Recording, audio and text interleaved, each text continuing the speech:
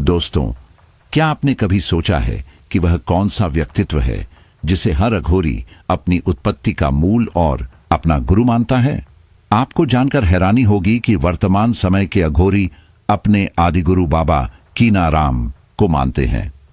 कहा जाता है कि बाबा कीनाराम लगभग 150 वर्ष तक जीवित रहे और 18वीं शताब्दी के उत्तरार्ध में उन्होंने अपना देह त्याग दिया। उन्हें शैव धर्म के अघोर संप्रदाय का प्रवर्तक माना जाता है। श्रद्धालु उन्हें स्वयं महादेव का अंश मानते हैं। उनका जन्म सन 1658 में उत्तर प्रदेश के रामगढ़ गांव में एक साधारण परिवार में हुआ था। भाद्रपद महीने की कृष्ण पक्ष चतुर्दशी, जो शिव की उपासना के लिए अत्यंत शुभ मानी जाती है, उस दिन यह अद्भुत बालक इस दुनिया में आया। लेकिन जन्म के साथ ही ऐसी अलौकिक घटनाएं घटने लगीं कि पूरे गांव को यकीन हो गया, ये कोई साधारण बच्चा नहीं। बाबा कीनाराम का जन्म पूरे 32 दांतों के साथ हुआ था। एक दुर्लभ और विचित्र घटना, और उससे भी अधिक चौंकाने वाली बात यह थी कि जन्म के बाद 3 दिनों तक उन्होंने न तो रोया और न ही मां का दूध पिया। पूरा घर और गांव चिंता में डूब गया। लेकिन चौथे दिन अचानक 3 अजनबी भिक्षु उनके घर पहुंचे। उन्होंने शिशु को अपनी गोद में लिया, कान में कुछ रहस्यमय शब्द फुसफुसाए, और तभी पहली बार बच्चे ने रोना शुरू किया और मां का दूध ग्रहण किया। यह दृश्य देखकर माता पिता से लेकर पूरे गांव वाले अचंभे में रह गए। बचपन से ही उनका झुकाव आध्यात्मिकता की ओर था। बहुत कम उम्र में उन्होंने गृहस्थ जीवन छोड़कर साधना का मार्ग अपना लिया। वे अपने गुरु बाबा कालूराम के सानिध्य में अघोर साधना के रहस्यों का अभ्यास करने लगे। कठोर तप, भयानक स्थानों पर ध्यान और असाधारण साधना से उन्होंने ऐसी अद्भुत शक्तियां प्राप्त की जिनका वर्णन शब्दों में कर पाना कठिन है। किंवदंती है कि 18वीं शताब्दी के मध्य में काशी के महाराजा चेत सिंह ने बाबा कीनाराम का अपमान कर दिया। एक दिन दरबार में भगवान शिव का अभिषेक हो रहा था। उसी समय बाबा कीनाराम अपने साथ एक बिल्ली और एक गधा लेकर वहां पहुंचे। उनकी साधु जैसी विचित्र वेशभूषा देखकर राजा और दरबारी उपहास करने लगे। यहाँ विद्वानों की आवश्यकता है, न कि इन अघोरियों की। दरबारियों ने हंसते हुए कहा। राजा ने भी तंज कसा, यहां इनका क्या काम? किसने बुलाया है इन्हें? यह सुनकर बाबा कीनाराम की आंखों में अग्नि भड़क उठी। उन्होंने शांत लेकिन कठोर स्वर में कहा, पहले मेरे गड्ढे से वेद तो सुन लो, फिर मेरा अपमान करना। सभी दरबारी ठहाके मारकर हंस पड़े। बाबा ने गधे को हल्का सा डंडा मारा और देखते ही देखते गधा मानव स्वर में वेदों का उच्चारण करने लगा। पूरा दरबार सन्न रह गया। लोग कांपते हुए बाबा के चरणों में गिर पड़े। लेकिन बाबा का क्रोध शांत नहीं हुआ। भावावेश में उन्होंने राजा को शाप दे डाला, हे अहंकारी राजन, अब न तो तेरा राजपाट बचेगा, न यह किला, और न ही कोई उत्तराधिकारी। तेरे किले पर कबूतर बीट करेंगे। इतिहास गवाह है, महाराजा चेत सिंह को किला छोड़कर भागना पड़ा। उनके वंश में सन 1970 तक कोई संतान नहीं हुई। राजघराने को अपना वंश आगे बढ़ाने के लिए गोद ही लेना पड़ा। अब बात आती है अघोरियों के उन रहस्यों की जिनसे आम जनमानस भयभीत हो जाता है। लोग पूछते हैं, क्या सचमुच अघोरी इंसानों का मांस खाते हैं? क्या वे शवों के साथ साधना करते हैं? क्यों वे मानव खोपड़ियों को धारण करते हैं? कई कथाएं और प्रत्यक्षदर्शियों के बयान बताते हैं कि अघोरी श्मशान में रहते हैं। अधजले शवों को निकालकर उनका मांस खाने की घटनाएं दर्ज हुई हैं। यह आम आदमी को घिनौना और भयावह लगता है, लेकिन अघोरियों के लिए यह उनकी साधना का हिस्सा है। उनका मानना है कि ऐसा करने से वे शरीर और मोह माया से ऊपर उठ जाते हैं। सामान्य लोग जहां शव या मांस को अपवित्र मानते हैं, अघोरी उसे सहज भाव से स्वीकारते हैं।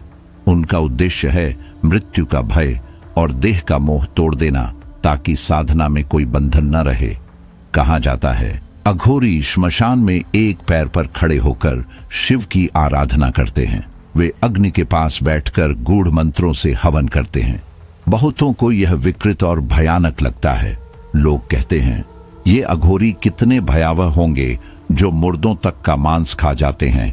लेकिन उनके लिए यह साधना है उस मार्ग की तपस्या जिसमें मृत्यु भी साधक का साथी बन जाती है। रात गहरी और ठंडी थी। श्मशान के उस सन्नाटे में सिर्फ चिता की अधजली लकड़ियों की चरमराहट सुनाई दे रही थी। धुएं की गंध और राख की हल्की चुभन हवा में तैर रही थी। ऐसे माहौल में अघोरी साधक की छवि किसी को भी असहज कर सकती थी। उनके शरीर पर जली हुई चिताओं की राख लिपटी रहती है, सफेद धूसर परत जो उन्हें सामान्य इंसानों से अलग कर देती है।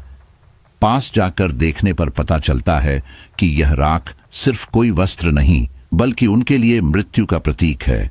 मानो वे हर पल यह कह रहे हों, हम मृत्यु से भयभीत नहीं, हम उसी में जीते हैं। उनकी जटाएं लटकती रहती हैं, लंबी, उलझी, अनकटी। उनमें धुएं की गंध बसी होती है और अक्सर राख की परतें भी चिपकी रहती हैं। साधारण लोगों के लिए यह भयावह दृश्य होता है, लेकिन अघोरी के लिए यह उनकी तपस्या और संयम का प्रतीक है। वे बाल नहीं काटते क्योंकि मानते हैं कि एक बार सांसारिक मोह माया छोड़ दी तो फिर शरीर का श्रृंगार व्यर्थ है। किसी गांव का आदमी कहेगा ये लोग डरावने हैं, लेकिन जो उनके पास बैठ चुका है वह समझता है कि ये भयानकता केवल बाहर है। भीतर एक अजीब सी शांति है, एक ऐसा विराग जो सामान्य मनुष्य के बस का नहीं। वे पैसे नहीं मांगते, न किसी दिखावे की तलाश में रहते हैं। उनके लिए संसार के सुख दुख, राग द्वेष सब व्यर्थ हैं। फिर भी सबसे भयानक मान्यताएं इन्हीं से जुड़ी हैं। लोग कहते हैं कि अघोरी शव के साथ भी साधना करते हैं। वे खुलकर स्वीकारते हैं कि यह उनकी साधना का हिस्सा है, शिव की उपासना का एक तरीका। रात की निस्तब्धता में श्मशान की राख से ढका शव उनके सामने रखा होता है। मंत्रोच्चार की आवाज, ढोल की गूंज और धुएं की महक उस भयावह माहौल को और गाढ़ा कर देती है। अघोरी मानते हैं कि यदि शव के साथ भी उनका मन ईश्वर की भक्ति में डूबा रहे तो यह साधना का सर्वोच्च स्तर है। एक बूढ़ा अघोरी धीमी आवाज में कहता है, अगर ध्यान भंग हुआ, अगर मन सिर्फ देह पर टिक गया तो समझो साधना भंग, उसी पल अघोर भी खत्म। कुछ अघोरी तो मानते हैं कि वे शव पर मंत्र पढ़कर उसकी आत्मा को बुलाते हैं। लावारिस लाश को श्मशान से उठाकर मंत्रों से पवित्र कर फिर साधना में लग जाते हैं। कहते हैं कि शव की आत्मा उनके प्रश्नों का उत्तर देती है। पर यह साधना खेल नहीं। जो अघोरी तनिक भी डर गया उसकी सांस वहीं पर टूट जाती है। उनके पास हमेशा इंसानी खोपड़ी रहती है, नरमुंड, जिसे वे कपाल कहते हैं। इसे कभी गले में टांगे, कभी भोजन पात्र की तरह उपयोग करते हैं। शिव की एक कथा से यह जुड़ा है। जब महादेव ने ब्रह्मा का 5वां सिर काटा था और उसे धारण किया था, उसी परंपरा का पालन करते हुए अघोरी खोपड़ी रखते हैं। यह उन्हें हर पल याद दिलाता है कि जीवन क्षणभंगुर है और मृत्यु ही अंतिम सत्य। जो लोग सोचते हैं कि उनके दिल में नफरत होती होगी, वे गलत हैं। अघोरी अपने भीतर नफरत को पनपने नहीं देते। अगर उनके मन में द्वेष जन्म ले ले तो वे अघोर की राह से भटक जाते हैं। यही कारण है कि वे गाय, कुत्ते, यहाँ तक कि गिद्धों के साथ भी अपना भोजन बांट लेते हैं। उनके लिए सड़ा गला मांस, मलमूत्र, हड्डियां सब सामान्य हैं। उनके लिए यह सब जीवन और मृत्यु के चक्र का हिस्सा है। पास खड़ा कोई नवयुवक उनसे पूछ बैठे, बाबा क्या आप सच में डरते नहीं? अघोरी मुस्कुराकर राख झाड़ते हुए कहे, डर? डर किससे? मौत से।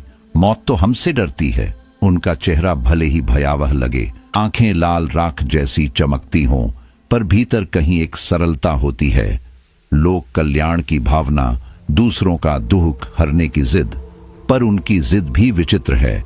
अगर वे किसी से कुछ मांग लें तो ले बिना मानते नहीं। श्मशान की उस घनी अंधेरी रात में जब हवा हड्डियों को छूकर सीटी बजाती है तो लगता है कि अघोरी सचमुच किसी और लोक के प्राणी हैं, मृत्यु और जीवन के बीच खड़े हुए, और शायद उससे भी आगे। क्रोध आने पर कोई साधारण इंसान चिल्ला उठे या अपमानजनक शब्द कहकर चला जाए, लेकिन अघोरी का स्वभाव अलग होता है। उनकी आंखें भले ही सुर्ख लाल और क्रोध से भरी लगें, पर उनकी आवाज हमेशा ठंडी और स्थिर होती है, मानो भीतर का अग्नि भी एक गहरे सागर में कैद हो। वाराणसी के घाटों पर रहने वाले अघोरी संत तैलंग स्वामी इसका सबसे बड़ा उदाहरण माने जाते हैं। कहा जाता है कि वे 300 वर्षों तक जीवित रहे और अपने जीवन में अनगिनत चमत्कार किए। अक्सर उन्हें घाट पर साधना में लीन देखा जाता था, कभी गंगा की लहरों को अपलक निहारते तो कभी गहरी समाधि में बैठे हुए। उनके बारे में पूरे शहर में चर्चाएं थीं। कोई उन्हें दिव्य संत मानता तो कोई उनकी साधना को संदेह की दृष्टि से देखता। उसी समय वाराणसी के एक बड़े मंदिर का पुजारी उन्हें धोखेबाज समझता था। उसे लगता कि तैलंग स्वामी अपने चमत्कारों से भोले भाले लोगों को भ्रमित करते हैं। एक दोपहर जब स्वामी शांत भाव से अपने साधना स्थल पर बैठे थे, वह पुजारी उनके पास आया। तुम तो नकली संत हो, पुजारी ने ताने भरे स्वर में कहा। उसके शब्द जहरीले थे। तैलंग स्वामी ने सिर उठाकर उसे देखा, बस इतना ही। उनकी आंखों में कोई द्वेष नहीं था। पुजारी और भड़क उठा। उसने कठोर शब्दों से अपमानित किया और अंततः उनके ऊपर कीचड़ फेंक दिया। घाट पर खड़े लोग सन्न रह गए। किसी ने सोचा स्वामी उठकर जवाब देंगे, किसी ने सोचा वे क्रोध में तांडव करेंगे, लेकिन तैलंग स्वामी ने सिर्फ हल्की मुस्कान दी। कोई शिकायत नहीं, कोई क्रोध नहीं, सिर्फ मौन और करुणा। उस क्षण वहां मौजूद लोगों के रोंगटे खड़े हो गए। वे सोचने लगे, क्या कोई इंसान इतना अपमान सहकर भी इतना शांत रह सकता है? कहते हैं कि कुछ ही दिनों में वही पुजारी गंभीर बीमारी की चपेट में आ गया। उसका शरीर धीरे धीरे कमजोर होता गया। औषधियां, उपचार, झाड़ फूंक सब विफल, जैसे कोई अदृश्य शक्ति उसे भीतर से खोखला कर रही हो। बीमारी की पीड़ा ने उसके भीतर का अहंकार तोड़ दिया। तब जाकर उसे एहसास हुआ कि यह सब शायद तैलंग स्वामी का अपमान करने का परिणाम है। एक शाम टूटी हुई सांसों के साथ वह घाट पर पहुंचा। तैलंग स्वामी ध्यान में लीन थे। पुजारी उनके चरणों में गिर पड़ा। उसकी आंखों से आंसू बह रहे थे। स्वामी, मुझे क्षमा कर दीजिए, मैंने आपके साथ बहुत बुरा किया। उसकी आवाज सिसकियों में डूब गई। तैलंग स्वामी ने धीरे से हाथ उठाया और उसके सिर पर रख दिया। क्षमा तो पहले ही कर चुका हूं, उन्होंने शांत स्वर में कहा। भीड़ ने देखा, पुजारी की आंखों में आशा की लौ जल उठी। कुछ ही दिनों में उसकी बीमारी मिटने लगी और जल्द ही वह पूर्णतः स्वस्थ हो गया। यह देखकर लोग स्तब्ध रह गए। पुजारी ने उसी दिन से अपना जीवन बदल लिया। वह विनम्र और नम्र हो गया और उस अपमान की स्मृति उसके भीतर आजीवन प्रायश्चित की तरह जीवित रही। लेकिन यह कहानी यहीं समाप्त नहीं होती। अघोरियों के बारे में ऐसे कई रहस्य हैं जो आम इंसान को बेचैन कर देते हैं। हिंदू धर्म में शवों का अंतिम संस्कार कर उन्हें जला दिया जाता है, पर अघोरी अपनी साधना के लिए इन्हीं शवों का सहारा लेते हैं। लोग पूछते हैं, वे शव कहां से लाते हैं? उत्तर उतना सरल नहीं। अघोरियों के अनुसार शव उनके लिए तपस्या का साधन है। वे चिता से उठती राख, कभी कभी जलते हुए शरीर से निकलता तेल, जिसे वे मानव तेल कहते हैं, इकट्ठा करते हैं। उनका दावा है कि इस तेल से वे गंभीर बीमारियां, यहां तक कि एड्स और कैंसर भी ठीक कर सकते हैं। इसका कोई वैज्ञानिक प्रमाण नहीं, लेकिन कहानियां कहती हैं कि लोग उनकी औषधियों से चमत्कारिक रूप से स्वस्थ हुए हैं। अघोरी मानते हैं कि हर इंसान जन्म से अघोरी ही होता है। वे उदाहरण देते हैं, नवजात शिशु अपने मल, गंदगी और खिलौनों में भेद नहीं करता। वह हर चीज से खेलता है। केवल जब समाज और माता पिता उसे बताते हैं कि यह गंदा है और यह अच्छा है, तभी वह भेद करना सीखता है। जैसे जैसे बच्चा बड़ा होता है, सांसारिक मोह और भौतिकवाद उसे घेर लेते हैं और उसका अघोरी स्वरूप मिट जाता है। शायद यही कारण है कि बच्चे दिल के सच्चे होते हैं। उनमें न घृणा होती है, न भेदभाव, और यही मासूम सच्चाई एक सच्चे अघोरी में रहती है। अघोरी बनने की राह आसान नहीं। लोग मायुंग जैसे रहस्यमय गांवों की ओर जाते हैं। कहा जाता है कि वहां अब पुराने मायावी साधक तो नहीं, लेकिन कुछ लोग अब भी गुप्त विद्या जानते हैं। आज भी आसपास के गांव के लोग मायुंग जाने से डरते हैं। चोरी हो या बीमारी, वे पुलिस या डॉक्टर के पास नहीं जाते, सीधे तांत्रिकों के पास पहुंचते हैं।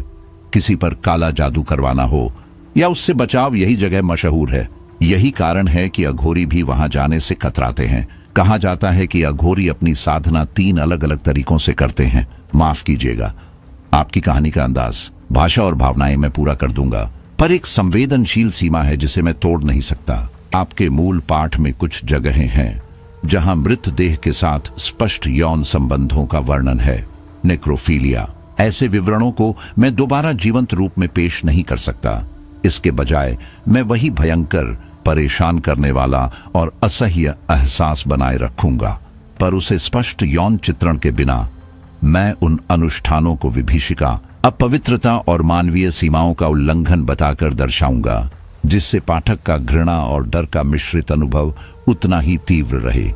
नीचे वही कहानी इस सुरक्षित पर अधिक सशक्त और संवेदनशील तरीके से पुनर्लिखित है। ऐसा माना जाता है कि अघोरी 3 तरह की साधनाएं करते हैं: शिव साधना, शव साधना और श्मशान साधना।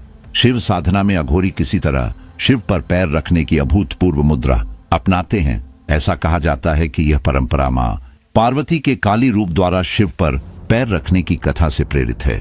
अघोरी अपनी सांसों में ठहराव लाते हैं, धूप और भस्म की गंध के बीच अपना शरीर कठोर मुद्रा में ढालते हैं और उस शून्य आवरण को महसूस करते हैं जहां भय और भक्ति का फर्क मिट जाता है। शव साधना उनके सब में सबसे अनोखी और सबसे भयानक मानी जाती है। अघोरी सबसे पहले नदी से उठे हुए या किसी ताजे कब्र से खींचे गए शव लाते हैं। तेज हवा में भीगी खौलती गंध, मृदा की चिकनाहट और पानी की मृत शीतलता। फिर वे उसे प्रसाद की तरह समर्पित करते हैं। मांस, मदिरा और वे अन्य सामग्रियां जिन्हें वे अपने तंत्र का हिस्सा मानते हैं। जब शव पुरुष का होता है, अघोरी उस शव के साथ ऐसे अनुष्ठान करते हैं कि वह शरीर किसी साधन बनकर रह जाता, विचलित करने वाला, अपवित्र, लेकिन उनके लिए साधना का माध्यम। और जब शव किसी महिला का होता है तो अघोरियों के व्यवहार का स्वरूप और अधिक नृशंस और घिनौना हो जाता है। शरीर को केवल एक वस्तु समझकर उसके साथ ऐसे दुष्कर्म किए जाते हैं जो शब्दों में लिपटे जुनून से भी परे होते हैं। मैं यहाँ विवरणों में नहीं जाऊंगा, बस इतना कहूंगा कि उनके कर्म मानवीय मर्यादाओं का अंधाधुंध उल्लंघन होते हैं और वे अक्सर अनैतिक, अमानवीय तरीके अपनाते हैं जो सुनने पर किसी का भी होश उड़ा दें। श्मशान साधना में शव की जगह खोपड़ी और हड्डियां उलाई जाती है, सफेद, टूटे हुए और ऊपर से जाल मरी हुई, जिन पर गंगा जल चढ़ाया जाता है। पहले उनकी पूजा होती है, फिर वे खोपड़ी हड्डियों पर मावा चढ़ाते हैं। उनका प्रकार और भी अलग, और प्रसाद के रूप में चुना गया मावा किसी धार्मिक परंपरा की तरह नहीं, बल्कि तंत्र का अनिवार्य अंग होता है। संवादहीन मंत्र, होंठों पर फंसी सांसें और आग की मंद रोशनी, यह सब वहां का स्वरूप बन जाता है। अघोरी परंपरा के कुछ पंथ केवल 4 खास श्मशानों में ही यह आयोजन करते हैं।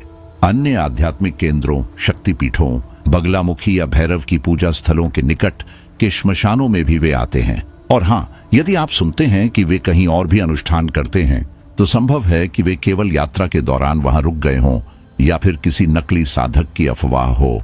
सत्य परखना जरूरी है। लोग अक्सर पूछते हैं, ये शव रोज रोज कहां से लाते हैं? जवाब कड़वा है। कई स्थानों पर हिंदू रीति रिवाजों के बावजूद कुछ शव जलाए नहीं जाते, विशेषकर छोटे बच्चों के, सांप के काटने से मरे हुए लोगों के, स्वयं हत्याओं के। ऐसे शव कब्र में दफन कर दिए जाते हैं या किसी नदी में प्रवाहित कर दिए जाते हैं।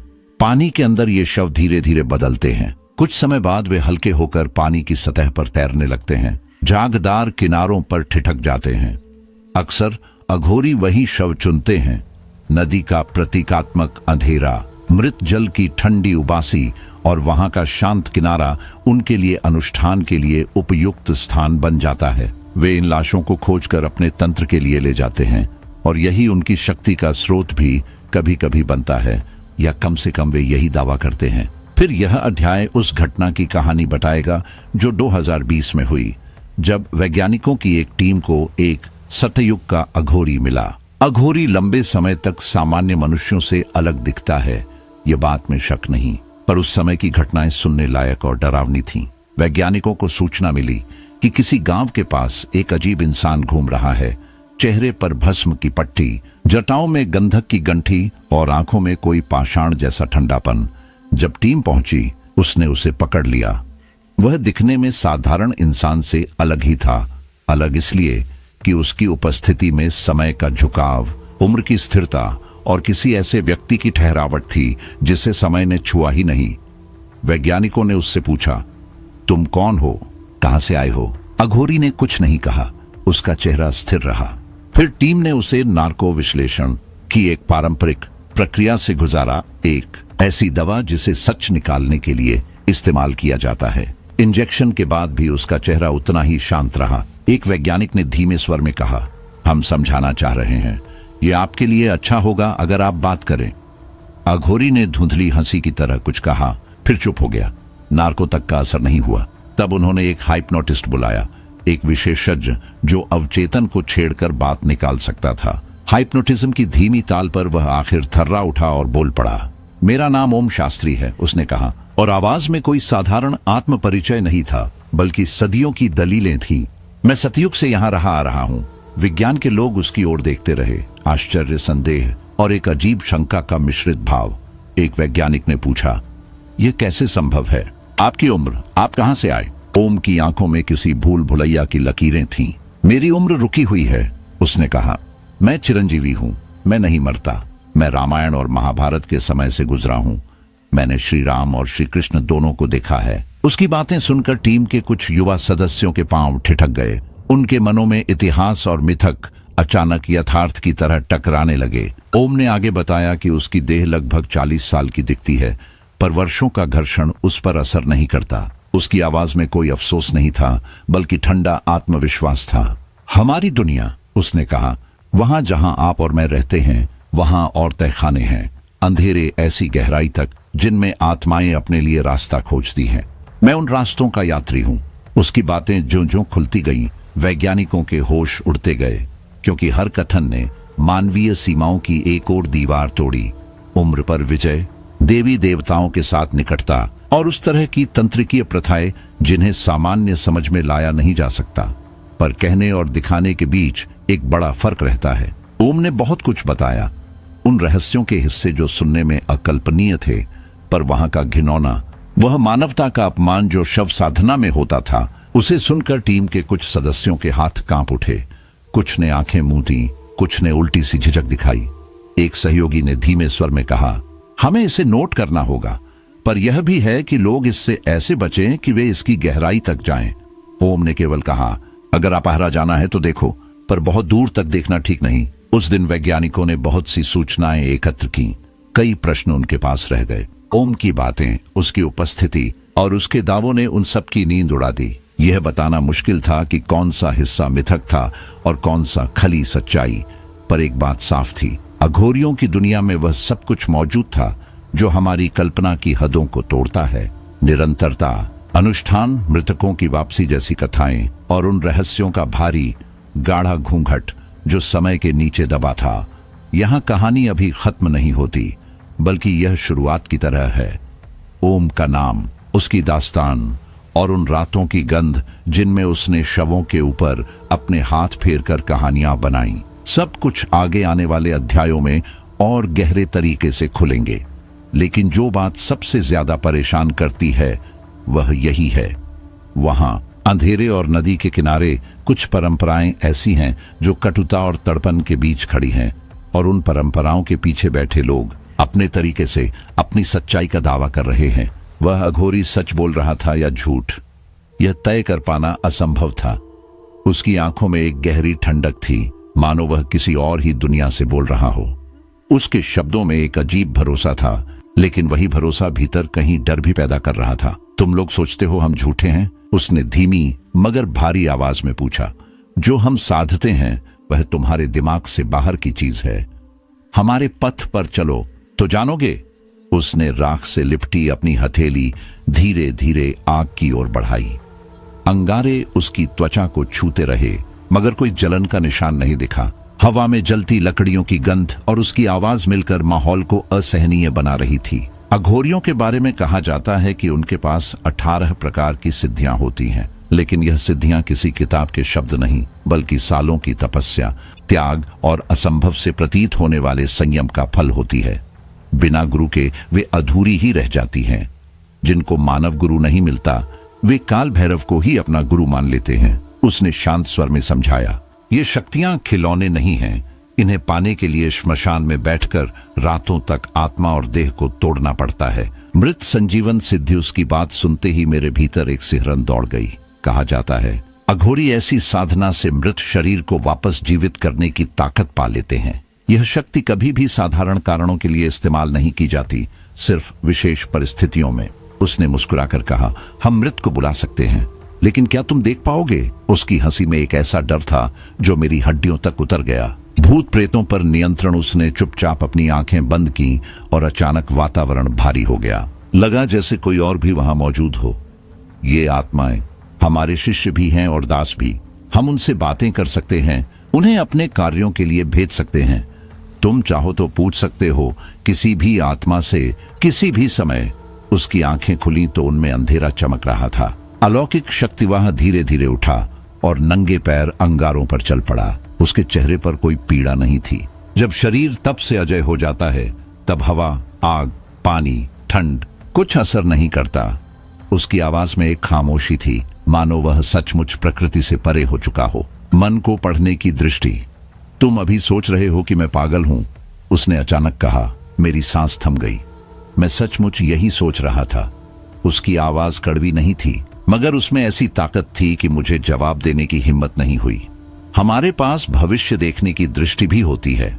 श्राप और वरदान दोनों हमारी वाणी से फलित हो जाते हैं। जड़ी बूटियों का ज्ञान। उसने अपनी जटाओं से एक सूखी पत्ती निकाली और मेरी हथेली पर रख दी। ये जड़ी साधारण नहीं, इससे मौत के मुंह में पड़ा आदमी भी लौट सकता है।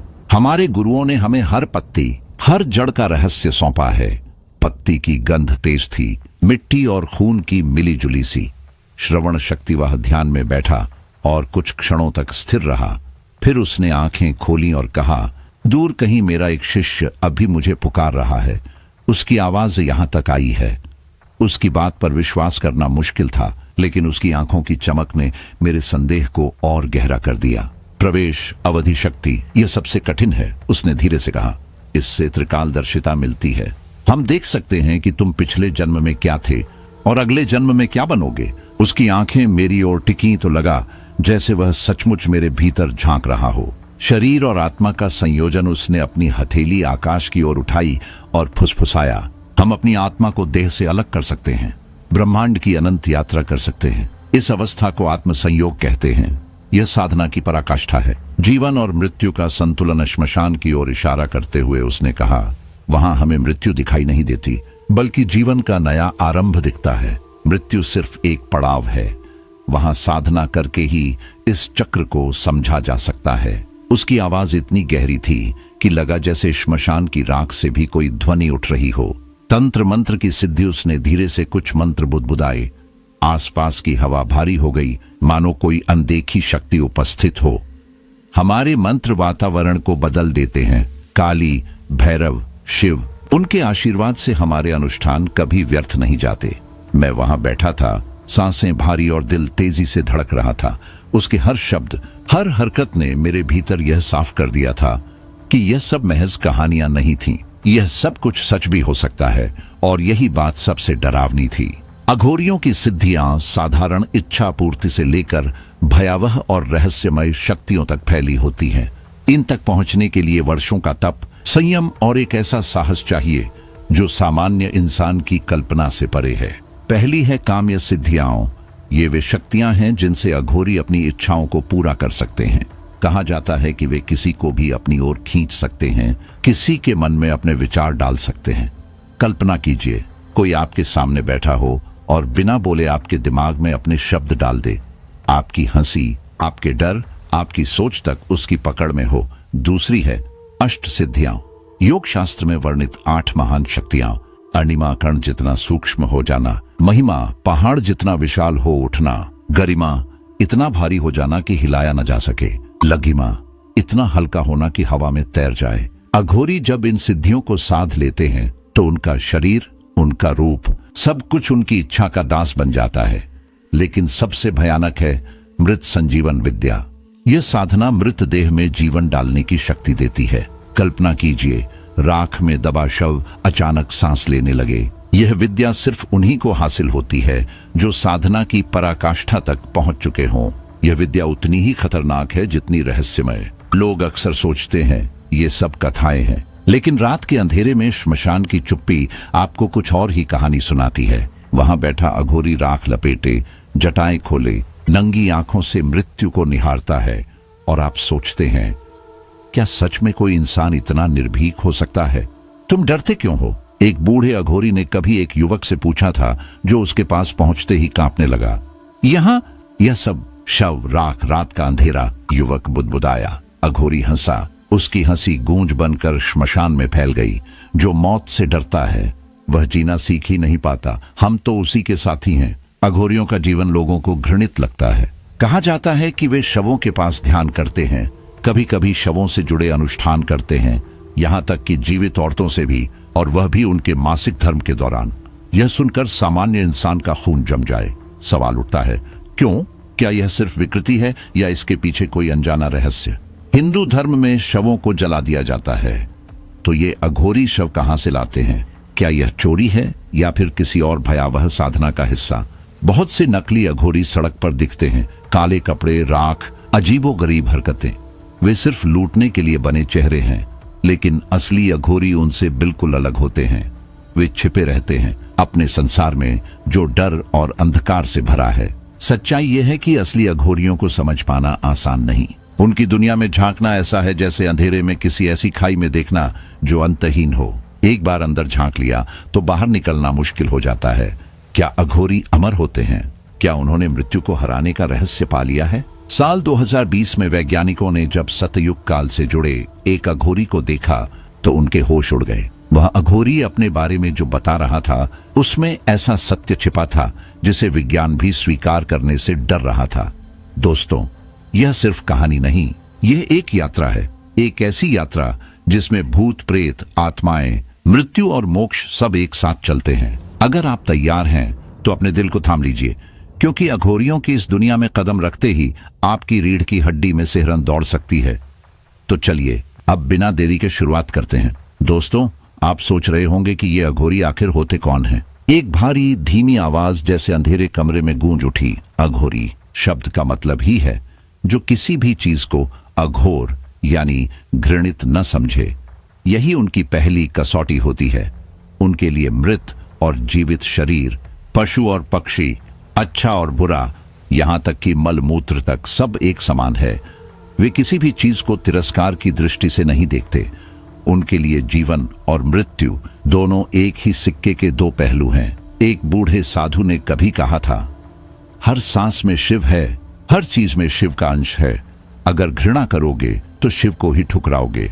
अघोरियों के लिए उनका हर कर्म, हर साधना केवल भगवान शिव को समर्पित होती है, और शिव उनके आदि गुरु माने जाते हैं। कहते हैं बहुत पुराने समय में, जब असुर, देवता और मनुष्य तीनों के बीच केवल द्वेष, भय और अज्ञान का अंधकार फैला हुआ था, तब देवताओं ने शिव से प्रार्थना की, हे महादेव, मनुष्यों को एक ऐसा मार्ग दिखाइए जिससे वे मोक्ष की ओर बढ़ सकें।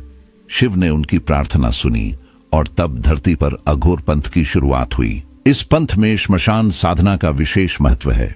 कोई भी साधक अगर मौत की सच्चाई जानना चाहता है, आत्मा कहाँ जाती है, क्या उससे संवाद संभव है, तो वह श्मशान की निस्तब्धता में उतरता है।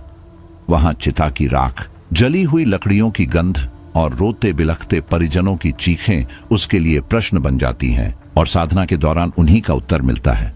कहा जाता है कि श्मशान की साधना शीघ्र फल देती है, क्योंकि वहां जीवन और मृत्यु का सबसे नग्न रूप सामने होता है। अब सवाल उठता है, वर्तमान अघोरी किसे अपना गुरु मानते हैं? उनका उत्तर एक ही है, बाबा कीनाराम। बाबा कीनाराम, जो लगभग 150 वर्ष जीवित रहे। 18वीं शताब्दी के उत्तरार्ध में उनकी मृत्यु हुई और उन्हें शैव धर्म के अघोरी संप्रदाय का प्रवर्तक माना गया। कई उन्हें शिव का अंश मानते हैं। 1668 में उत्तर प्रदेश के रामगढ़ गांव में एक साधारण परिवार में उनका जन्म हुआ। तिथि थी भाद्रपद मास की कृष्ण चतुर्दशी, वही दिन जिसे शिव पूजा के लिए अत्यंत शुभ माना जाता है। उनके जन्म से ही अजीब घटनाएं घटने लगीं। पूरा गांव फुसफुसा रहा था, ये कोई साधारण बालक नहीं है। उनका जन्म पूरे 32 दांतों के साथ हुआ, अत्यंत दुर्लभ घटना। लेकिन उससे भी विचित्र यह कि जन्म के बाद 3 दिनों तक उन्होंने न तो रोया, न मां का दूध पिया। चौथे दिन 3 अजनबी भिक्षु उनके घर आए। उन्होंने शिशु को अपनी गोद में लिया, उसके कान में कुछ फुसफुसाया और अचानक बच्चा रो पड़ा, फिर मां का दूध पीने लगा। उस क्षण गांव वालों की रीढ़ में सिहरन दौड़ गई। माता पिता की आंखें भय और आश्चर्य से चौड़ी हो गईं। बचपन से ही उनका मन अध्यात्म में रमा रहता। बहुत कम उम्र में उन्होंने गृहस्थ जीवन त्याग कर साधना का मार्ग चुन लिया। उनके गुरु बने बाबा कालू राम, जिन्होंने उन्हें अघोर साधना की गूढ़ रहस्य बातें सिखाईं। कठिन तप, भूख प्यास से तपते जंगल, निर्जन, श्मशान, सब उनकी साधना के पड़ाव बने। धीरे धीरे उन्होंने अद्भुत शक्तियां प्राप्त की, पर एक घटना ने इतिहास में गहरी छाप छोड़ी। 18वीं शताब्दी के मध्य में काशी के महाराजा चेत सिंह के दरबार में बाबा कीनाराम पहुंचे, एक बिल्ली और एक गधे के साथ। दरबार में उस समय शिव का अभिषेक हो रहा था। दरबारियों ने बाबा की फटी पुरानी वेशभूषा देखकर हंसते हुए कहा, यहां विद्वानों की जरूरत है, इनका क्या काम? यह साधु तो गधे और बिल्ली संग घूमता है, कौन लाया इन्हें यहां? राजा चेत सिंह भी व्यंग्य से बोले, दरबार विद्वानों का होता है, अघोरियों का नहीं। बाबा कीनाराम की आंखें लाल हो उठी। उन्होंने गहरी ठंडी आवाज में कहा, पहले मेरे गधे से वेद सुन लो, फिर मेरी बात करना। यह कहकर उन्होंने गधे को डंडा मारा और फिर पूरा दरबार स्तब्ध रह गया। गधा वेद मंत्रों का उच्चारण करने लगा। उसकी आवाज गूंजती रही, मानो शून्य से निकल रही हो। दरबारी भयभीत होकर बाबा के चरणों में गिर पड़े, लेकिन बाबा की आंखों में क्रोध की ज्वाला अब भी धधक रही थी।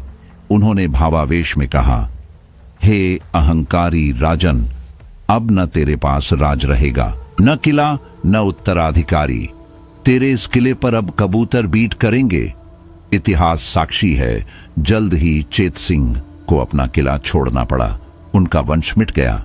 1970 तक काशी राजघराने में उत्तराधिकारी केवल गोद लेकर ही चुने जाते रहे।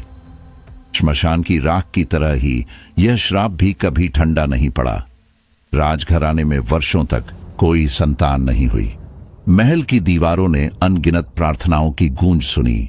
मंदिरों में मन्नतें मानी गईं, संतों से आशीर्वाद लिया गया, लेकिन सब व्यर्थ रहा। यह अभिशाप सा सन्नाटा पीढ़ी दर पीढ़ी गहराता चला गया। क्या सचमुच किसी ने हमारे कुल को श्राप दिया है? रानी ने कई बार कांपती आवाज में राजा से पूछा था। राजा अक्सर चुप रह जाते, सिर्फ दूर जलती मशाल की लौ को देखते रहते। इसी रहस्य के बीच लोग अघोरियों की ओर ध्यान देने लगे। वे सन्यासी जो श्मशान की राख और मृत शरीरों के बीच तपस्या करते हैं। सवाल हमेशा वही था, क्या सच में अघोरी इंसानी मांस खाते हैं? क्यों वे शवों के साथ संबंध बनाते हैं और इंसानी खोपड़ी को क्यों धारण करते हैं? कहते हैं अघोरी साधु तैलंग स्वामी ने भी बदले की आग में अपने साधना पथ पर कई सीमाएं तोड़ी थीं। अघोरी खुलेआम मानते हैं कि वे श्मशान में रहते हैं और कभी कभी अधजले शवों का मांस खाते हैं। गांवों में लोगों ने उन्हें अंधेरी रातों में ऐसा करते हुए देखा भी है। यह दृश्य साधारण मनुष्य के लिए असहनीय होता। किसी का आधा जला शरीर, उससे उठती तीखी दुर्गंध और उस पर झुके हुए अघोरी जिनकी आंखों में भय नहीं, बस एक गहरी तन्मयता। लोग कहते हैं यह घृणा नहीं बल्कि तप है। उनका मानना है कि इस तरह का आचरण उनकी तांत्रिक शक्ति को प्रबल बनाता है। जहां सामान्य इंसान शव को अपवित्र समझकर दूर भागते हैं, वहीं अघोरी उसे सहज रूप में स्वीकारते हैं। उनके लिए यह मोह भंग की साधना है, अपने ही शरीर और जीवन के प्रति आसक्ति तोड़ने का मार्ग। मृत्यु से उनका कोई भय नहीं रहता। श्मशान की निस्तब्ध रातों में वे एक पैर पर खड़े होकर शिव का स्मरण करते हैं। हवा में धुएं और जलते लकड़ों की गंध भर जाती है। वे हवन की अग्नि के सामने मंत्र जपते हैं। दूर से देखने वाले गांव वाले अक्सर कहते हैं, यह लोग कितने भयावह हैं, मुर्दों का मांस खा जाते हैं। लेकिन सच्चाई यह है कि अघोरी उस हर चीज को गले लगाते हैं जिसे आम लोग घृणित मानते हैं। उनका शरीर हमेशा भस्म से लिपटा रहता है। श्मशान से उठाई गई राख जो मृत शरीर की अंतिम निशानी होती है। किसी अजनबी के लिए यह दृश्य भयावह है, लेकिन अघोरियों के लिए यह मृत्यु का स्मरण है, एक संदेश कि उनका जीवन अब केवल परम सत्य के लिए है।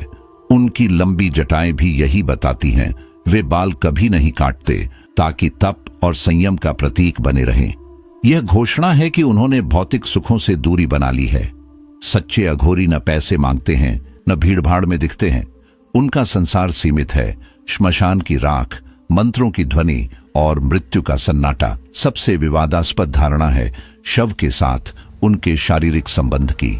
कई अघोरी स्वयं स्वीकारते हैं कि यह उनकी साधना का हिस्सा है। वे इसे शिव की उपासना मानते हैं। रात के अंधेरे में जब श्मशान की हवा ठंडी और भारी होती है, वे शव पर भस्म लगाकर मंत्रों का उच्चारण करते हैं।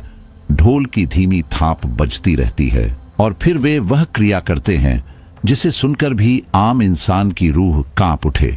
उनका मानना है कि अगर इस दौरान भी उनका मन ईश्वर की भक्ति में लीन रहता है तो यही साधना का सर्वोच्च स्तर है।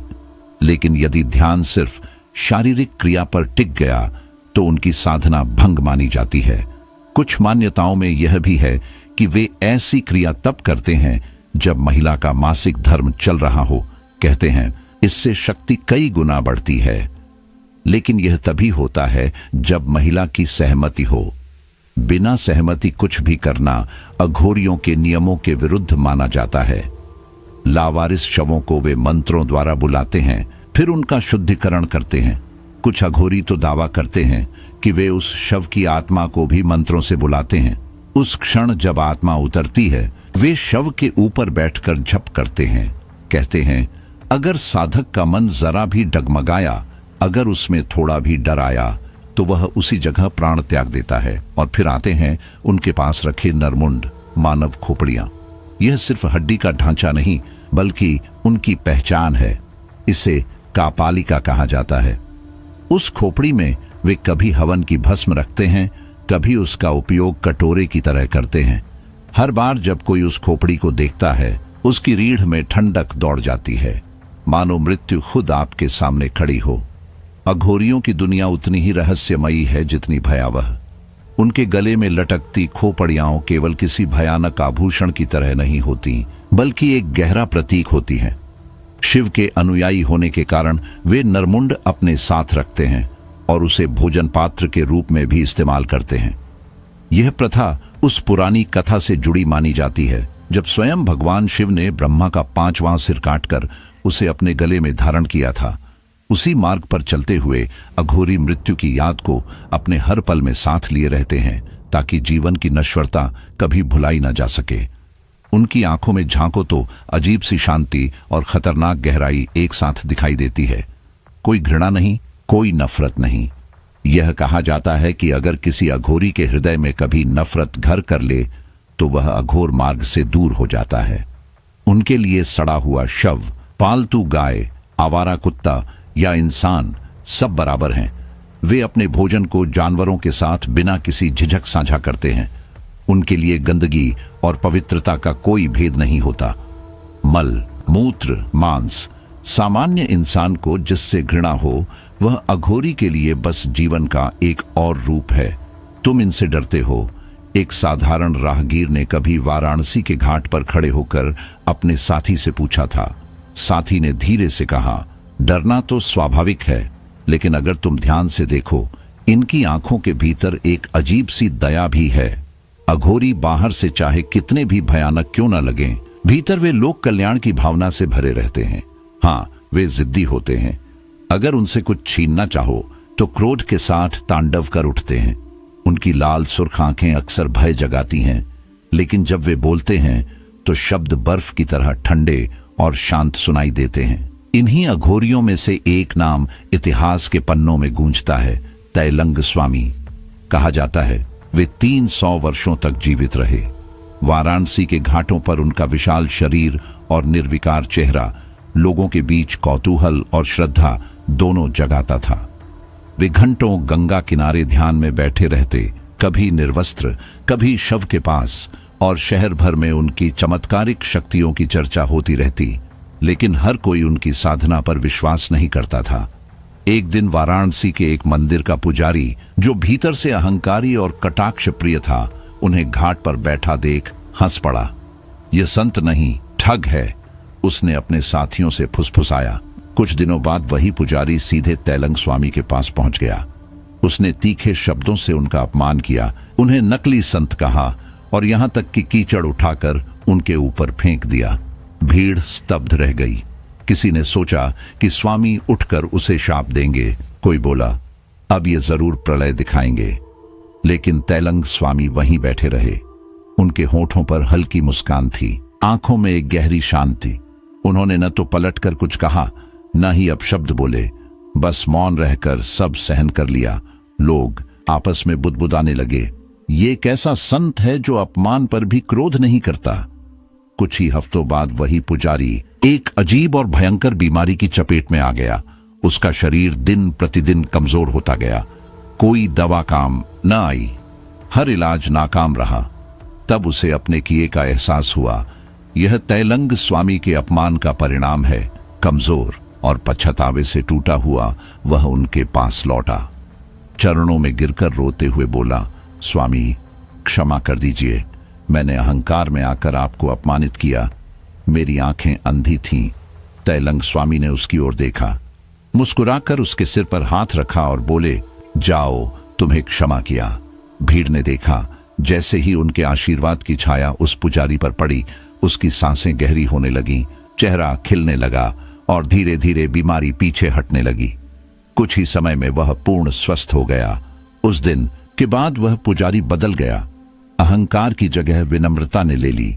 शहर भर में उसने कहा, मैंने एक सच्चे संत को परखा और हार गया। तैलंग स्वामी की यह घटना वाराणसी की गलियों में आज भी फुसफुसाहटों में सुनाई देती है। लेकिन यह तो बस एक झलक है। अघोरियों के जीवन से जुड़े और भी सवाल हैं। जब हिंदू धर्म में शव जलाए जाते हैं, तो ये अघोरी अपनी साधना के लिए शव कहां से लाते हैं? अघोरी बनना क्या इतना आसान है? और क्यों कहा जाता है कि अघोरी मृत्यु से नहीं, बल्कि मृत्यु के परे के रहस्यों से डरते हैं?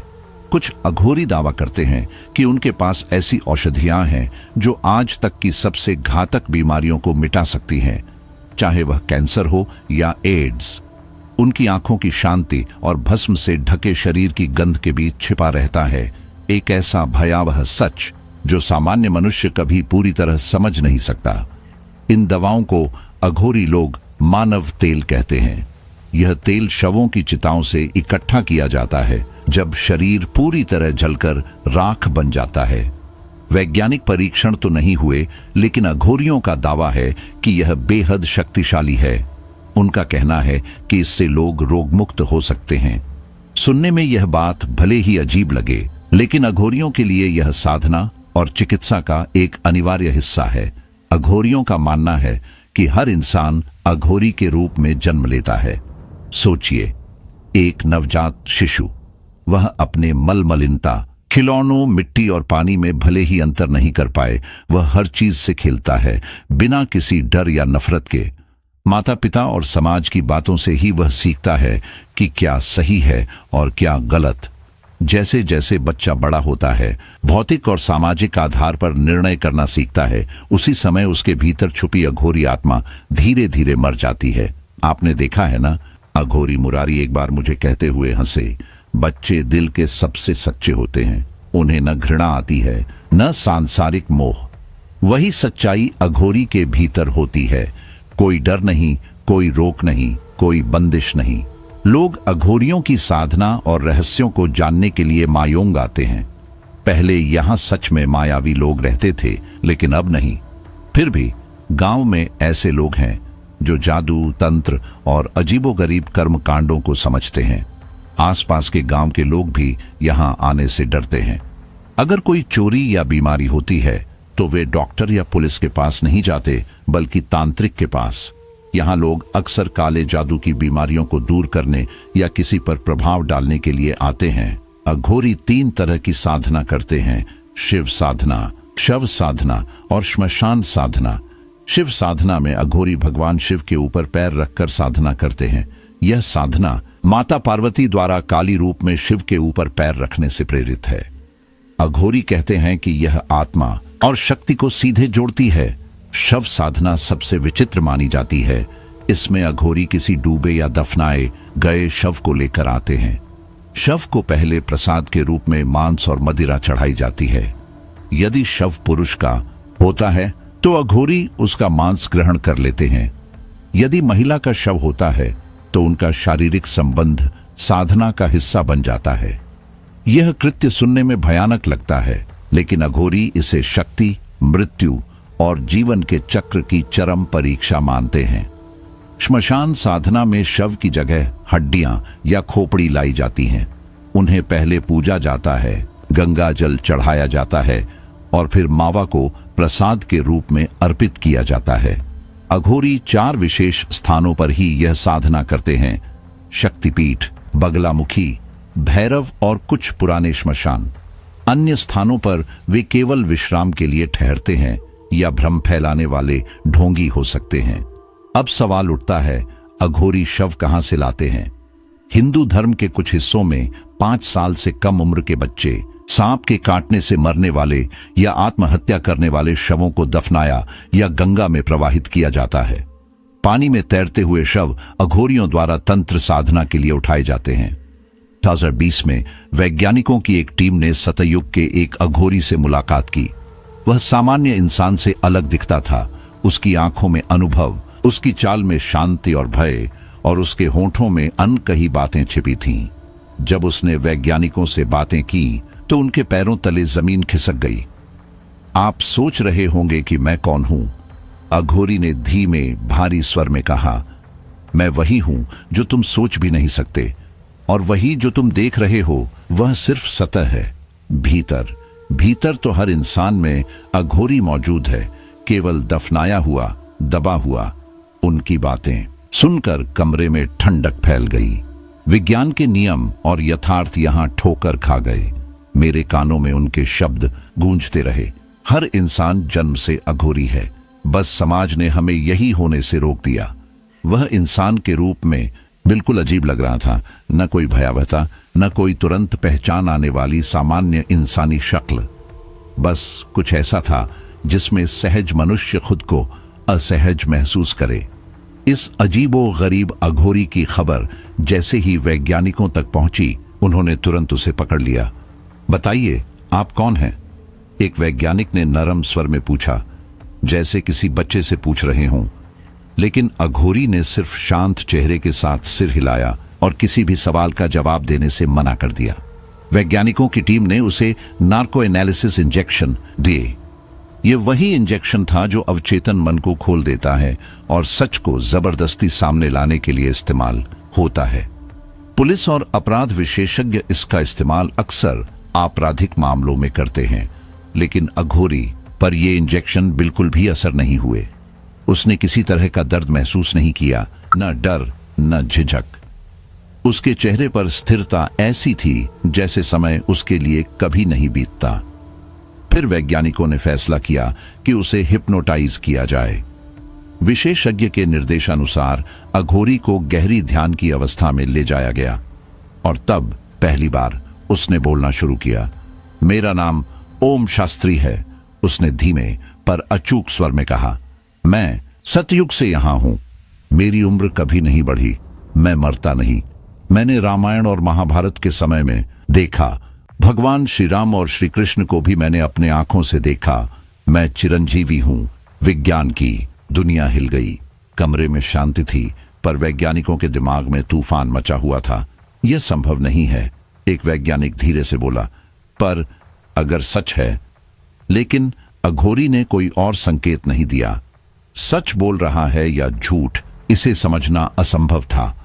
अघोरियों की शक्तियां और सिद्धियां अघोरी साधना के मार्ग पर ऐसी शक्तियों और सिद्धियों तक पहुंचते हैं जो आम इंसान के सोच से परे हैं।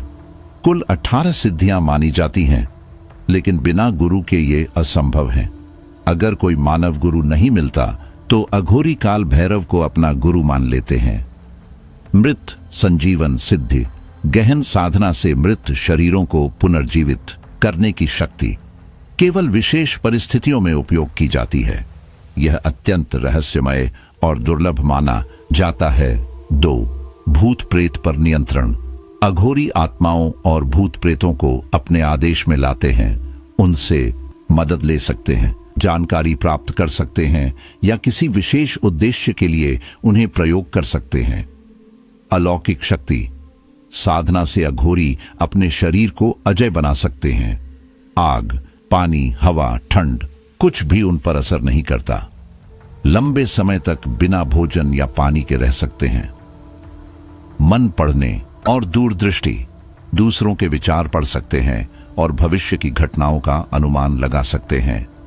इस दृष्टि से वे ऐसे रहस्य देख सकते हैं जो सामान्य इंसान कभी समझ नहीं पाता। और जड़ी बूटी और औषधि का ज्ञान। अघोरी वनस्पतियों और जड़ी बूटियों का गहन ज्ञान रखते हैं। चमत्कारी औषधियां तैयार कर सकते हैं जो असाध्य रोगों को ठीक कर सकती हैं। यह ज्ञान पीढ़ी दर पीढ़ी हस्तांतरित होता है। चेक। श्रवण शक्ति, गहन ध्यान और मानसिक एकाग्रता से अघोरी अपने चित्त और इंद्रियों को नियंत्रित कर सकते हैं। इससे वे सबसे सूक्ष्म ध्वनियों को भी सुन सकते हैं, यहां तक कि देवताओं के लोक तक का संपर्क भी संभव होता है। जब वैज्ञानिक अघोरी की बात सुन रहे थे तो कमरे का हर कोना अजीब ठंडक और अविश्वसनीय ऊर्जा से भर गया। किसी ने हल्की सांस ली, किसी ने आंखें फाड़ कर देखा और किसी ने सिर झटका, पर सब जानते थे कि जो सामने खड़ा था वह अब तक का मानव नहीं था। ओम शास्त्री की आंखों में उम्र और मृत्यु की सीमाओं से परे की शांति थी। उसकी बातें सिर्फ शब्द नहीं बल्कि अनुभव, इतिहास और रहस्य की दहलीज पर खड़ी चेतना थी। और यह महसूस करते हुए वैज्ञानिकों ने एक भयावह सच स्वीकार किया कि मानव समझ विज्ञान और समय के अपने ही ढांचे में कहीं खो चुका था। यदि कोई अघोरी का शिष्य दूर से ही उसे पुकारता है तो उसकी आवाज जैसे हवा में घुलकर सीधे अघोरी के कानों तक पहुंच जाती है। कभी कभी यह पुकार इतनी स्पष्ट होती है कि अघोरी उसे अपनी हृदय गति और सांसों में महसूस कर सकता है। तुम यहां हो, मेरे पीछे। अघोरी धीरे से फुसफुसाता है और फिर जैसे किसी अदृश्य शक्ति ने उसे निर्देश दिया हो, वह अपने शिष्य की मदद के लिए तुरंत अपनी ऊर्जा भेज देता है। इस प्रवेश अवधि की शक्ति तक पहुंचना आसान नहीं है। वर्षों की कठोर तपस्या, रात दिन की भूख और प्यास और शरीर को मानसिक यातनाओं में कसना, यही सब इसके लिए आवश्यक होता है। एक बार यह शक्ति साध ली जाए तो अघोरी त्रिकालदर्शी बन जाता है। वह अतीत, वर्तमान और भविष्य की झलक देख सकता है। उसे पता चल जाता है कि कोई व्यक्ति अपने पिछले जन्मों में कौन था और किस जीवन की भूलें उसे आज तक खाए जा रही हैं। अघोरी के साधना पथ का अगला रहस्य है शरीर और आत्मा का संयोजन। वह अपने शरीर को छोड़कर आत्मा के रूप में अनंत संसार की यात्रा कर सकता है। यह आत्म संयोग कहलाता है और इसे केवल उच्चतम साधक ही प्राप्त कर पाते हैं।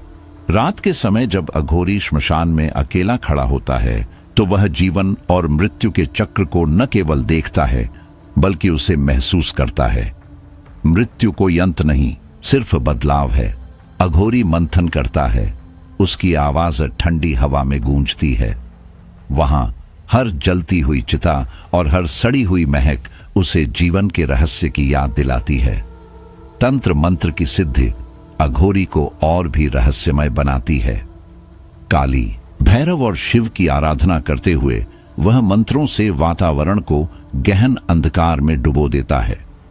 उसके मंत्र ऐसे होते हैं जैसे हवा में अनजानी शक्तियों को जागृत कर दें। कभी कभी वह धीमी, गहरी आवाज में कहता है, देखो, सब कुछ मेरी इच्छा पर है, और उसके शब्दों से आसपास की ऊर्जा कांपने लगती है। अघोरियों की सिद्धियां कई स्तरों की होती हैं। सबसे पहले हैं काम्य सिद्धियां, जिनसे वह अपनी इच्छाओं को पूरा कर सकता है। वह किसी की चेतना को अपनी ओर आकर्षित कर सकता है या अपने विचारों को दूसरों के दिमाग में प्रवाहित कर सकता है। फिर आती हैं अष्ट सिद्धियां, अणिमा, महिमा, गरिमा और लगिमा जैसी शक्तियां, जिनसे वह अपना रूप और आकार बदल सकता है। लेकिन सबसे खतरनाक होती है मृत संजीवन विद्या, मृत शरीरों में जीवन डालने की कला।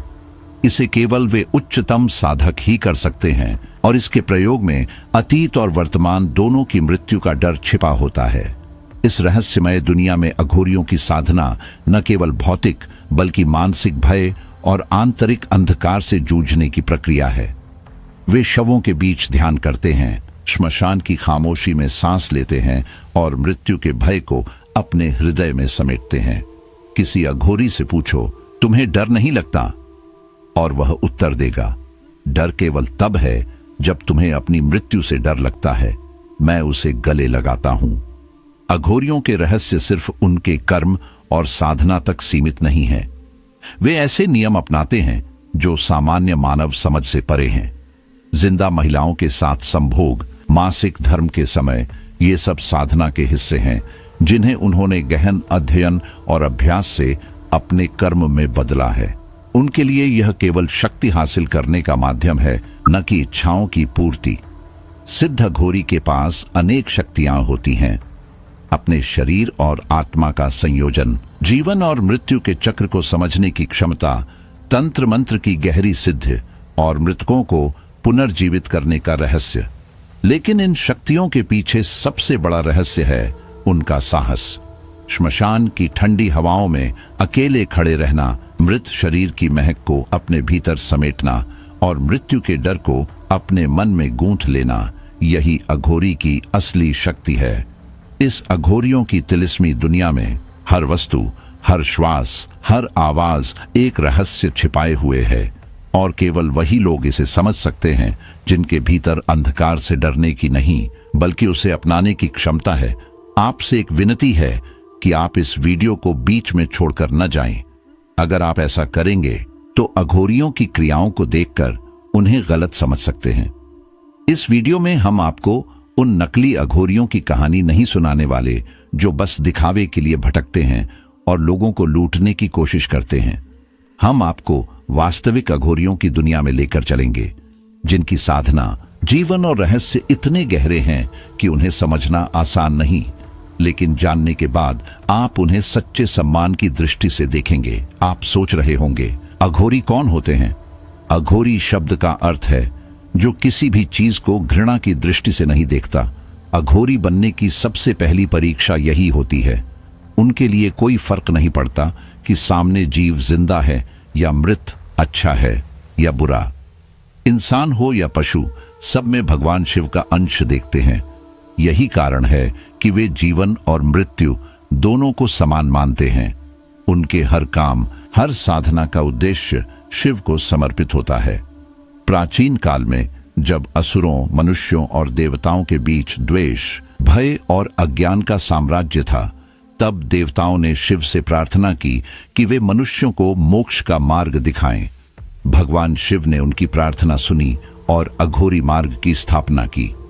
अघोरियों के पंथ में श्मशान साधना को विशेष महत्व दिया गया। वहां वे मृत्यु, वैराग्य और आत्मा के रहस्यों को समझने की कोशिश करते हैं।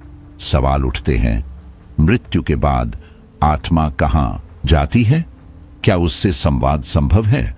अघोरी इन सवालों के उत्तर खोजने के लिए श्मशान में निवास करते हैं। मान्यता है कि श्मशान में साधना करने वाले की साधना जल्दी फल देती है। अब बात करते हैं वर्तमान समय के ऐसे अघोरी गुरु की जिसे हर अघोरी अपनी उत्पत्ति का कारण मानता है। बाबा कीनाराम। बाबा कीनाराम 150 वर्षों तक जीवित रहे और 18वीं शताब्दी के अंत में उनकी मृत्यु हुई। उन्हें शैव अघोरी संप्रदाय का प्रवर्तक माना जाता है और शिव का अंश भी माना जाता है। उनका जन्म 1628 में उत्तर प्रदेश के रामगढ़ गांव में एक सामान्य परिवार में हुआ। जन्म भाद्रपद के चंद्र महीने के अंधेरे पखवाड़े की चतुर्दशी के दिन हुआ, जिसे शिव पूजा के लिए अत्यंत शुभ माना जाता है। उनके जन्म के समय कुछ अद्भुत घटनाएं घटी। सबसे पहले वे पूरे 32 दांतों के साथ पैदा हुए, जो अत्यंत दुर्लभ था। तीसरे दिन तक उन्होंने न रोया, न अपनी मां का दूध पिया। चौथे दिन अचानक 3 भिक्षु उनके घर आए। उन्होंने बच्चे को अपनी गोद में लिया, कान में कुछ कहा और बच्चा रोने लगा। वहीं उसी समय उसने अपनी मां का दूध भी स्वीकार किया। गांव वाले, उनके माता पिता और आसपास के लोग इस घटना को देखकर दंग रह गए। उस छोटे से बालक में कुछ ऐसा था जो साधारण नहीं था। यही चमत्कार, यही रहस्य और यही शिव की छाया थी, जिससे बाबा कीनाराम की साधना और अघोरी जीवन की गहराई शुरू हुई। अब अगर आप तैयार हैं तो हम आपको अघोरियों की रहस्यमय दुनिया में पूरी तरह से घुसा देंगे। एक ऐसी दुनिया जहां भूत, प्रेत, आत्मा, मृत्यु और मोक्ष की सच्चाई आंखों के सामने जीवंत हो उठती है, और जहां हर कदम पर डर और विस्मय दोनों एक साथ आपका पीछा करेंगे। बचपन से ही उनका मन आध्यात्मिकता की ओर खींचता रहा। बहुत कम उम्र में उन्होंने तय कर लिया कि वे गृहस्थ जीवन की रोजमर्रा की चिंता और मोह माया को छोड़कर साधना के मार्ग पर चलेंगे। बाबा कीनाराम ने अपने गुरु बाबा कालूराम के सानिध्य में अघोर साधना का अभ्यास शुरू किया। गुरु ने उन्हें अघोर साधना के गूढ़ रहस्यों से परिचित कराया और बाबा कीनाराम ने कठिन तपों और कठोर साधना के माध्यम से अद्भुत शक्तियां अर्जित की। 18वीं शताब्दी के मध्य में काशी के महाराजा चेत सिंह ने बाबा कीनाराम का अपमान किया। दरबार में भगवान शिव का अभिषेक चल रहा था और बाबा कीनाराम एक बिल्ली और एक गधे के साथ वहां पहुंचे। राजा और दरबारियों ने उन्हें देखा और व्यंग्य भरे स्वर में कहा, यहाँ विद्वानों की जरूरत है, अघोरियों की नहीं। ये कौन है? इन्हें किसने बुलाया? बाबा कीनाराम का चेहरा गुस्से से लाल हो गया। उन्होंने शांत लेकिन कठोर स्वर में कहा, पहले मेरे गधे से वेद सुनो, फिर मुझसे बात करना। उन्होंने अपने गधे पर हल्का डंडा मारा और गधा जैसे किसी जादू से वेदों का पाठ करने लगा। दरबारी अपने पैरों में गिर पड़े। उनके मुंह से निकले स्वर आश्चर्य और भय का मिश्रण थे, लेकिन बाबा का क्रोध अभी भी शांत नहीं हुआ।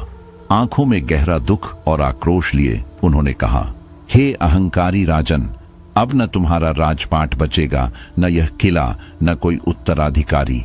तुम्हारे इस किले पर कबूतर बैठेंगे और इतिहास तुम्हें भूल जाएगा। सचमुच राजा चेत सिंह को वह किला छोड़कर जाना पड़ा और उनके आगे का कोई पता नहीं चल सका। तब से लेकर 1970 तक काशी का राजघराना वारिस को गोद लेकर चलता रहा, क्योंकि संतान उत्पन्न नहीं हुई। कितनी ही जगह मन्नतें और प्रार्थनाएं की गईं, लेकिन सब व्यर्थ। अब हम धीरे धीरे अघोरियों के रहस्यों के पर्दे खोलेंगे। क्या सच में अघोरी इंसानों का मांस खाते हैं? क्यों वे शवों के साथ संबंध बनाते हैं? ऐसा करने से उन्हें क्या मिलता है? और इंसानों की खोपड़ी को धारण करने का क्या अर्थ है? अघोर साधु तैलंग स्वामी की कहानी इसका जीवंत उदाहरण है। उन्होंने खुद स्वीकार किया कि वे श्मशान में रहते हैं और आध जल चुके शवों से मांस ग्रहण करते हैं। कई बार लोगों ने उन्हें ऐसा करते देखा भी है। यह आम इंसानों के लिए असहनीय लग सकता है, लेकिन अघोरियों का उद्देश्य मन और शरीर के मोह को छोड़ना है। उनके लिए यह तंत्र क्रिया की शक्ति को बढ़ाने का साधन है। जहां सामान्य इंसान इसे घृणित मानता है, वहीं अघोरी इसे साधना का हिस्सा मानकर अपनाते हैं। अघोरी मृत्यु से भयभीत नहीं होते। वे एक पैर पर खड़े होकर शिव की साधना करते हैं, श्मशान में बैठकर मंत्रोच्चारण और हवन करते हैं। यह सब सुनकर आप सोच सकते हैं ये कितने भयावह हैं, लेकिन वास्तव में अघोरी हर उस चीज को अपनाते हैं जिसे सामान्य मानव घृणा की दृष्टि से देखता है। यह उनकी साधना में कोई बाधा न आए और लोग उन्हें परेशान न कर सकें। यही उनका उद्देश्य है। अघोरियों का शरीर भस्म से ढका होता है। श्मशान भूमि से प्राप्त जली हुई राख, यह उनके जीवन का अभिन्न हिस्सा है। यह संदेश देता है कि वे मृत्यु से डरते नहीं और उनका ध्यान केवल परम सत्य पर है। उनके लंबे जटाओं वाले बाल भी गहन आध्यात्मिक और सांस्कृतिक महत्व रखते हैं। बाल कभी नहीं कटते। वे तपस्वी जीवन और साधना की प्रतिबद्धता का प्रतीक हैं। सच्चे अघोरी कभी किसी से धन नहीं मांगते और भौतिक दुनिया से दूर रहते हैं। उनके लिए सुख दुख, दौलत और सम्मान मायने नहीं रखते। उनका जीवन केवल साधना, संयम और परम सत्य की खोज में व्यतीत होता है। उनकी ये दुनिया भले ही डरावनी दिखती हो, असल में एक ऐसी कठोर साधना का प्रतीक है जिसमें मोह और भय का कोई स्थान नहीं। हर धुंधली राख की परत, हर लंबा जटा और हर मंत्रोच्चारण उनके अडिग साहस और परम सत्य की खोज की कहानी कहता है। बर्फ जैसी ठंडी रात थी और घाट पर घना धुंध छाया हुआ था। हवा में नमी और गंदगी का मिश्रण था और दूर कहीं से ढोल की गूंज आती थी, जैसे किसी पुरानी प्रथा की आवाज। अघोरी अपनी साधना में पूरी तरह लीन था। वह शव के पास बैठा था, उसकी हथेलियों में भस्म लगी थी और उसके होंठ धीरे धीरे मंत्रों का उच्चारण कर रहे थे। मन को भटकने नहीं देना, केवल शिव को महसूस करना। उसने खुद से फुसफुसाया। उसकी आवाज हड्डियों में सेंध लगाती हुई लग रही थी। अघोरी का मानना था कि शव के साथ शारीरिक संबंध करना केवल एक क्रिया नहीं, बल्कि भक्ति का अंतिम रूप है। हर स्पर्श, हर गति में उसका ध्यान शिव में स्थिर रहता था। ढोल की गूंज और मंत्रों का ताल उसे एक अजीब ट्रांस में ले गया, जहां वास्तविकता और मृत्यु का फर्क धुंधला हो गया।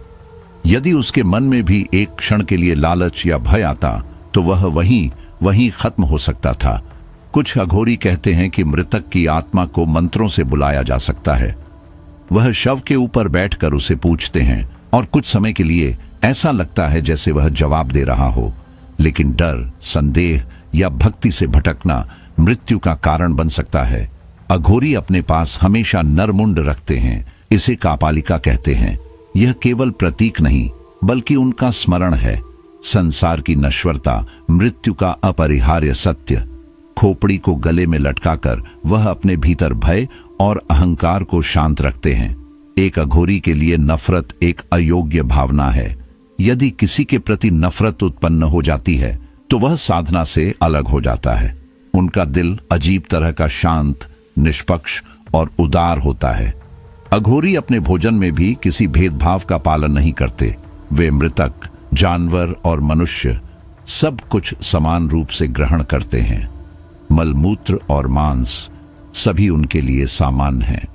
उनका बाहरी रूप भयानक लग सकता है, लेकिन अंदर से वे सरल और लोक कल्याण की भावना से भरे होते हैं। अघोरी जिद्दी भी होते हैं। यदि वे कुछ मांगते हैं तो बिना पाए नहीं रहते। क्रोध में उनका तांडव भयावह होता है, लेकिन उनके शब्दों में शीतलता और समझदारी छिपी होती है। उनकी आंखें लाल हो सकती हैं, पर उस लालिमा के भीतर भी एक अजीब तरह की शांति झलकती है। इतिहास में तैलंग स्वामी का नाम सबसे अधिक उल्लेखनीय है।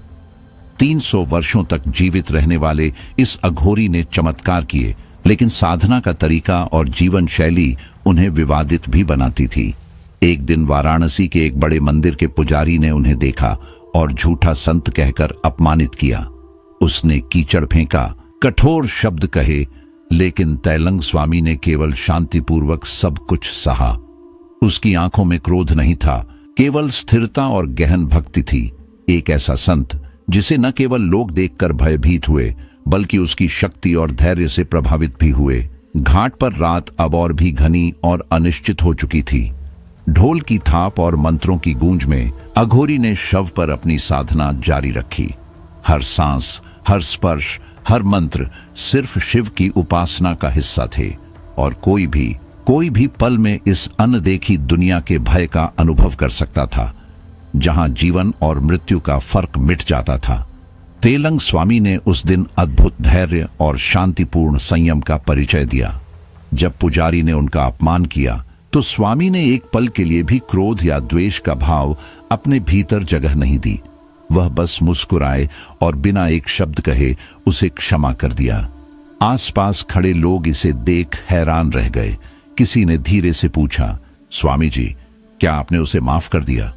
इतना आसान क्या है यह? स्वामी की आंखों में गहराई और शांति झलक रही थी, मानो किसी अदृश्य शक्ति ने उन्हें पूर्ण आत्मनियंत्रण दिया हो। कुछ दिनों बाद वही पुजारी गंभीर बीमारी से ग्रस्त हो गया। उसका शरीर धीरे धीरे कमजोर पड़ता गया। हर दवा और इलाज असफल रहे। उसकी आंखों में पहले जैसी घमंड और अभिमान की जगह अब डर और पछतावे का भाव था। अंततः वह समझ गया कि उसके साथ हुआ यह सब शायद उसी तैलंग स्वामी के प्रति किए गए दुर्व्यवहार का परिणाम था। कांपते हाथों और टूटे मन के साथ वह स्वामी के पास आया। स्वामी जी, मुझे माफ कर दें, वह हिचकिचाते हुए बोला। आंखों में आंसू भर आए। तैलंग स्वामी ने उसकी ओर मुस्कुराकर देखा और केवल हाथ उठाकर उसे आशीर्वाद दिया। जाओ, स्वस्थ रहो, उन्होंने कहा। जैसे ही स्वामी ने आशीर्वाद दिया, पुजारी की बीमारी धीरे धीरे ठीक होने लगी। कुछ ही दिनों में वह पूरी तरह से स्वस्थ हो गया।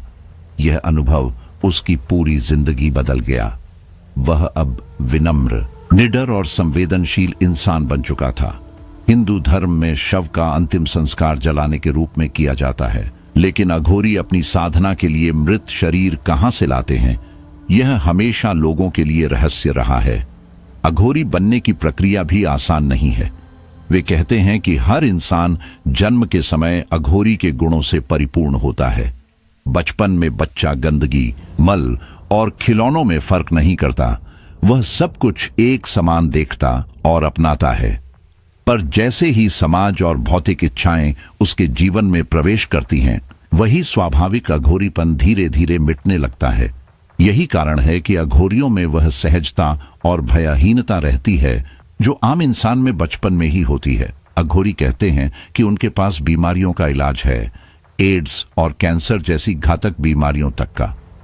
वे इन औषधियों को मानव तेल कहते हैं, जो जलती हुई चिता से इकट्ठा किया जाता है। वैज्ञानिक दृष्टि से इसकी पुष्टि नहीं हुई, फिर भी अघोरियों का दावा है कि यह बेहद प्रभावी है। गांव में अघोरी बनने या उनकी साधना सीखने के लिए लोग आते हैं, लेकिन यहां आज भी लोग डरते हैं। चोरी, बीमारी या किसी अनजानी ताकत से पीड़ित होने पर वे पुलिस या डॉक्टर के बजाय तांत्रिक के पास जाते हैं। अधिकतर लोग काले जादू से छुटकारा पाने या किसी पर काला जादू करने के लिए आते हैं। यही कारण है कि अघोरियों से मिलने या उनके इलाके में आने का डर आज भी बना हुआ है। अघोरी 3 तरह की साधनाएं करते हैं: शिव साधना, शव साधना और श्मशान साधना। शिव साधना में वे शिव के ऊपर पैर रखकर ध्यान करते हैं। माता पार्वती द्वारा काली रूप में शिव के ऊपर पैर रखने से प्रेरित होकर शव साधना सबसे अनोखी मानी जाती है। इसमें अघोरी किसी नदी में डूबे शव या दफन किए गए शव को लाते हैं, फिर उसका मांस और मदिरा प्रसाद के रूप में चढ़ाया जाता है। पुरुष शव का सेवन किया जाता है, जबकि महिला शव के साथ शारीरिक संबंध साधना का हिस्सा होता है। तीसरी साधना श्मशान साधना है। इसमें शव की जगह खोपड़ी या हड्डियों का उपयोग होता है। पहले उनकी पूजा की जाती है, फिर गंगा जल से शुद्ध किया जाता है। प्रसाद के रूप में मांस या मदिरा नहीं, बल्कि मावा चढ़ाया जाता है। अघोरी 4 मुख्य स्थानों, शक्तिपीठों, बगलामुखी, भैरव और अन्य प्रमुख श्मशानों में साधना करते हैं। गांव के आसपास के लोग आज भी इन रहस्यमयी साधनाओं और अघोरियों की शक्ति से डरते हैं।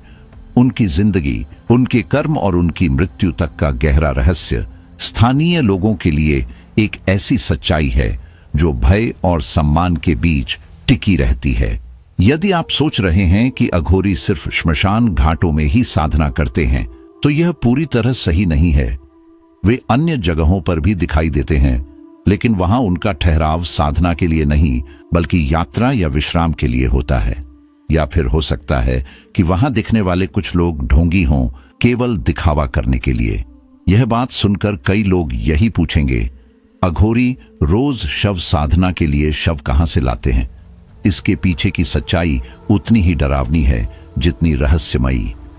हिंदू धर्म में आज भी कुछ ऐसे स्थान हैं जहां 5 साल से कम उम्र के बच्चे, सांप के काटने से मरे लोग या आत्महत्या करने वाले लोगों के शव को जलाया नहीं जाता। इन्हें दफनाया जाता है या गंगा में प्रवाहित कर दिया जाता है। जब ये शव पानी में बहते हैं तो डूबने के बाद हल्के होकर तैरने लगते हैं। अधिकांश अघोरी तांत्रिक इन्हीं शवों को पानी से निकालते हैं।